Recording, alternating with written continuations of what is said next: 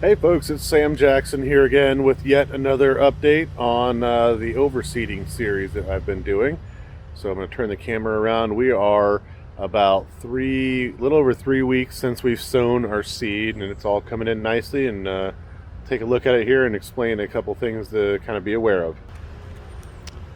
So this is the side that we did our full service overseeding, which again includes verticutting in 2 different directions, seeding at a rate of 10 pounds per 1,000 square foot, applying a starter fertilizer, and as well as aerating the whole area. So like I said, we're about 3 weeks out.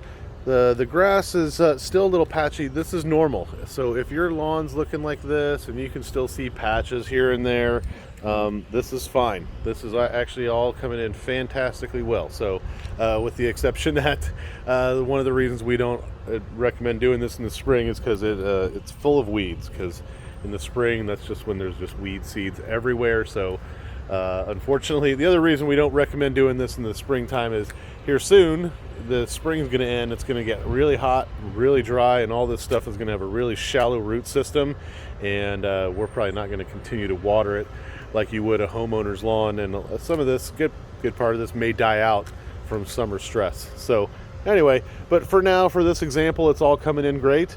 At this point, we don't need to mow it yet. It's not even really, let's see here for scale, it's not even really about 2 inches tall now. So we want to mow it once it's reached about 3 to 4 inches in height. You don't want to cut it any shorter. Oh, my sprinklers are coming on. You don't want to cut it any shorter than about 3 inches. If you try to cut it too soon and cut it too short, you're just going to stunt the grass's growth. So just have a little patience and mow it with a, but at this point I should mention it can handle a little light foot traffic and stuff like that, but you certainly wouldn't want to take like a large mower across it quite yet. So anyway, that's my update.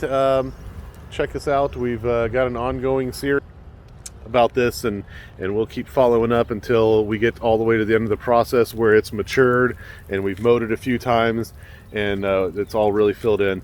The other thing I wanted to mention, actually, to keep in mind, let me turn the camera back around real quick, is that the reason I say not to be worried about this patchy area, I'm trying to stay out of my sprinklers here, is that, again, all these blades that you're seeing right now, they're only 1 or 2 blades that have sprouted for each seed that's germinated. This will fill out into 20 or 30 blades. So each one of those 1 blades that you see there is going to fill out to 20 or 30. So it's really going to fill in as this grass matures. This is why you don't want to overseed, because if it fills in that much, you're going to have it's going to be overcrowded, and it's not going to have good airflow, and you're probably going to develop a fungus. So again, if it seems patchy right now, no worries. You're on track. It's looking good. Okay, enjoy.